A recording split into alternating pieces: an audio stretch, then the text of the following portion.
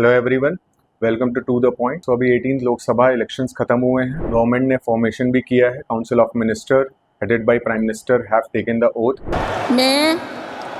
मैं Narendra Damodar Das Modi. So before oath taking ceremony, there were wide scale speculations. आज हम सारे speculations को देखेंगे और उन पे to the point analysis भी करेंगे। So पहला speculation था BJP led by Modi government will accommodate the interest of all the coalition partners, क्योंकि कोई भी गवर्नमेंट का फॉर्मेशन 272 प्लस सीट से होता है and this BJP government is well short of 272 majority.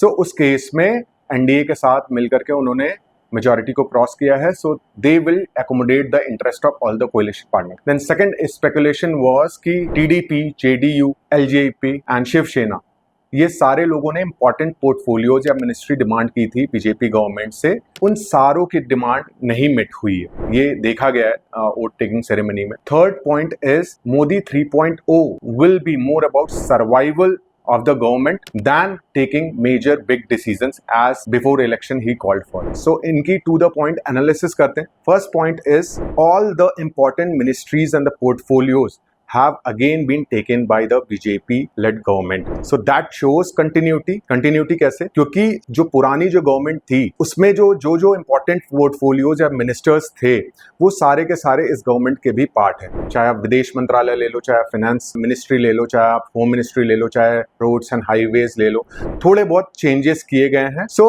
To my mind it is emphatic assertion of the authority. Honourable PM is trying to show that this government will be all about continuity with change. Continuity क्योंकि same government है, same features रहेंगे, and change is that it is NDA which is making the government, not the BJP alone is making the government. So ये क्या एक message है investors के लिए, that there will be policy continuity, there will be legislative continuity. हमारे लोगों के लिए क्या मैसेज है कि गवर्नेंस एज यूजुअल चलेगा, कोई मेजर चेंजेस देखने को नहीं मिलेंगे। तीसरी चीज है that for the bureaucracy also it is that performance oriented bureaucracy चलेगी, राइट।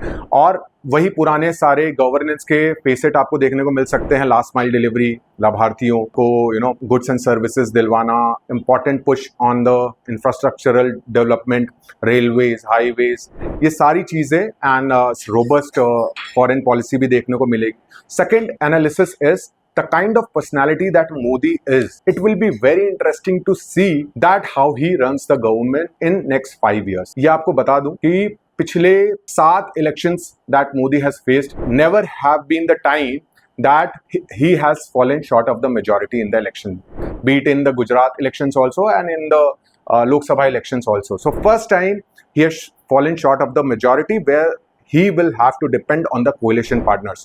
So एक coalition में कैसे काम करना होता है और वो government कैसे बनेगी, it will be very interesting to wait and watch. Third point is that this time we have unified and strong opposition. Unlike the past governments, जो past 10 years के देखो तो weak opposition भी थी and ununified opposition भी थी, right? So उस case में बात different हो जाती है, right? So strong and unified opposition has two faces. First, जो भी पार्लियामेंट में या तो वो हुड़दंग करेंगे, पैंडेमोनियम होगा, राइट। तो लॉज पास करने में दिक्कतें आएगी क्योंकि उनकी संख्या भी बहुत है। दूसरा फेसेट ये है कि they will act as sensible opposition and they will work in the interest of the country. कैसे? देखो, parliament is a forum for debate, discussion, healthy criticism of the government. तो ये सारी चीजें अगर डिबेट, डिस्कशन, डिलिबरेशन, अगर पॉलिसीज, लॉज के अगर होते हैं तो that is win for our democracy. तो ये सारी चीजें अगर वो गवर्नमेंट के साथ मिलकर के करते हैं या उनको अपोज भी करते हैं इंपॉर्टेंट पॉलिसीज